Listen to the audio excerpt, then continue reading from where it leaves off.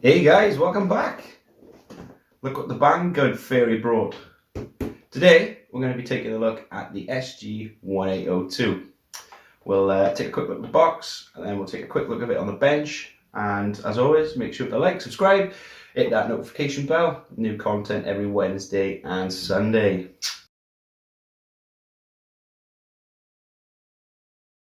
So before we start, let's take a quick look at the box. Some information here. We've got shock absorbers. They are spring-loaded friction dampers. 1/18 scale cross-country series. Self-locking tyres, which I believe they are not actually beadlock. We'll take a closer look at that when we get inside the box. 4-wheel drive, 4x4, 2.4 gigahertz. If we take a look on the back, we've got the SG1801, which is pretty much the same, I've been told, just a different variant of the body. Some features there. We'll obviously be taking a closer look at this when we get it out of the box, but yeah, if you want to read of that, I'll leave that there for you. And it comes in a different couple of variants of colours. The 801 comes in orange and green, the 802 comes in orange and blue, and as you can see, we've got the orange one today. So yeah, that's enough looking at the box. Let's take a look what's inside. And there she is, the little SG1802. First impressions, very impressed. As you can see, we've got some muddy tyres on here. I've already taken this out on the trail for a test.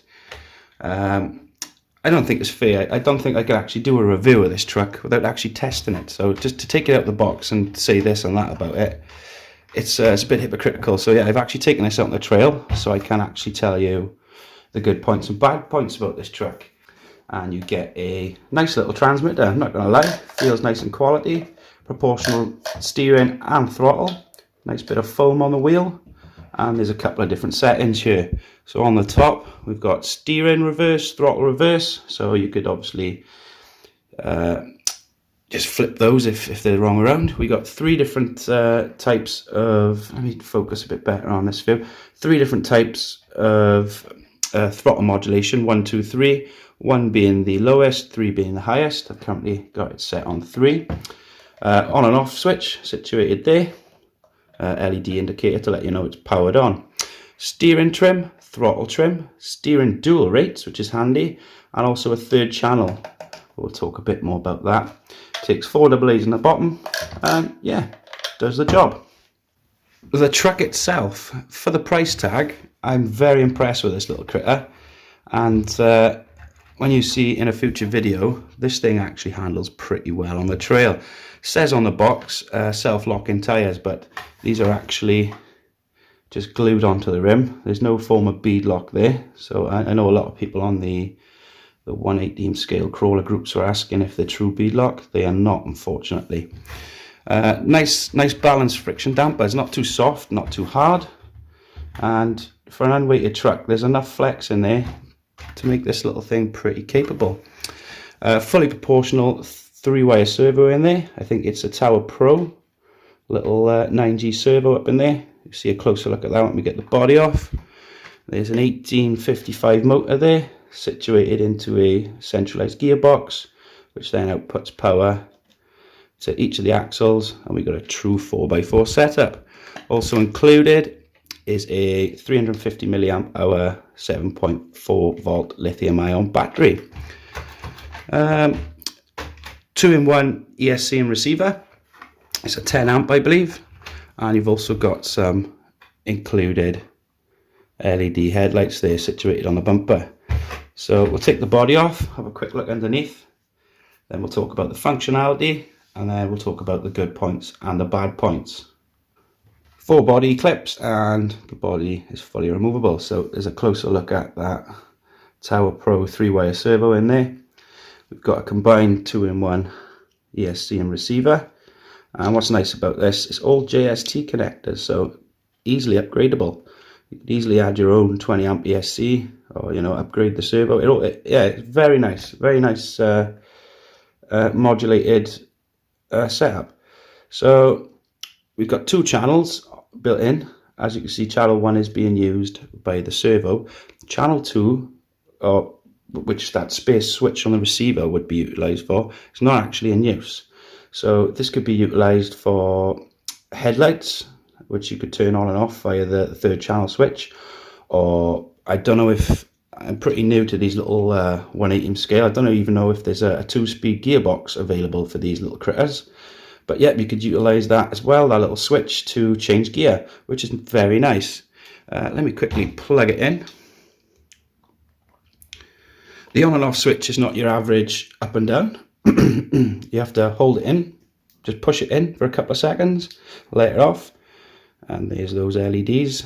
Sorry to blind you there, guys.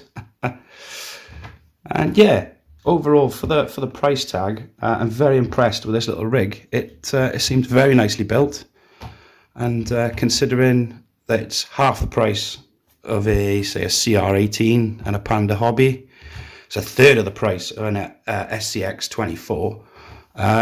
It actually can do the job out on the trail. Like I said, make sure to hit that notification bell so you don't miss out on this little critter out on the trail. Functionality wise, obviously self-binding. It's got a very nice reactive powerful servo. The modulation is obviously as good as your trigger finger, but oh, sorry, hit the camera there. But I'm trying to get my finger in there. But yeah, it's only as good as your throttle finger, really. It's not too bad, I'm not going to tell a lie. We've got a forward, and then when you go into reverse, as you can see in flat on reverse there, we've got like a brake pause, but it's not a problem. And yeah, overall, like I keep saying, I'm very impressed. There's a couple of safety features as well included, which is a nice little bonus. Let me get an instruction manual out. The safety features, as stated in the instruction manual, is battery management. This machine adopts the intelligent power management, automatically shut down when battery low power, automatically shut down the output of short circuit. So I'm guessing when this little battery hits 6 volts, it'll actually cut out to protect your battery. It's also got a lock rotor protection when the motor is overloaded or jammed for 2 to 3 seconds after the electrical output stops. Go into protective mode. Remove the protective status after the throttle center is returned. So that's pretty good. If you're actually pushing it too hard to save the motor burning up or your gears tearing up as well. It's got a lock rotor protection, and it's also got an overheat protection. So when working temperature of the controller is higher than 90 to 110 degrees, the controller stops the output and enters protection state. When the temperature returns to below 80 degrees Celsius, the overheat protection is cancelled. So yeah, some good little protection features in there, which, you know, I don't actually expect to see in this little price range. And it makes it perfect for the little ones, really. They're not going to go out and actually overcook this thing, or go out and just you know, go up against a wall, squeeze the trigger and rip all the gears up. It'll cut itself out. Very nice. So that's just a quick overview and a look. Let's talk about the good points and the bad points. Let me put this body back on. Good points. This is very friendly on the pocket. You know, sitting at about $50 currently, which in my opinion is a bargain. It's a really nice little truck for the money. It's fully proportional. The friction dampers are, like I said, nicely balanced. It's ready to run pretty much. It said there's an array, like we just mentioned, of protection features there. And yeah, it's pretty capable. So what else is good about this truck?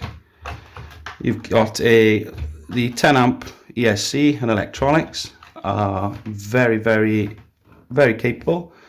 They actually give a nice form of control out on the trail. And yeah, there's a lot to say about this truck. A lot of good, to say about this truck. It's fully upgradable as well, from what I've seen in the 1/18 scale groups. People have been using SCX24 or Panda Hobby parts to upgrade this, so you could put some weighted Panda Hobby wheels on there. As always, I do honest reviews, so let's talk about the bad points. Even though the shocks are very nicely balanced, it would be nice to see some oil shocks, but in this price range, I'm not going to complain too much. The nitpicking now for bad points here, could do with a slightly bigger motor, as the Panda Hobby comes with a 180, so this little 1855, it gives enough power out on the trail, but it wouldn't hurt to have a little bit more. That's pretty much it for the bad points, in my opinion. There's not a lot to say bad about this truck. It actually handled very well out on the trail. Links to this little critter in the description below, so you can pick yourself one up. And yeah, just a quick one from me today, guys. A closer look at this little rig. Very impressed for the price range. So yeah, cheers for watching, guys. Let me know what you think in the comments down below. I'll catch you on the next one.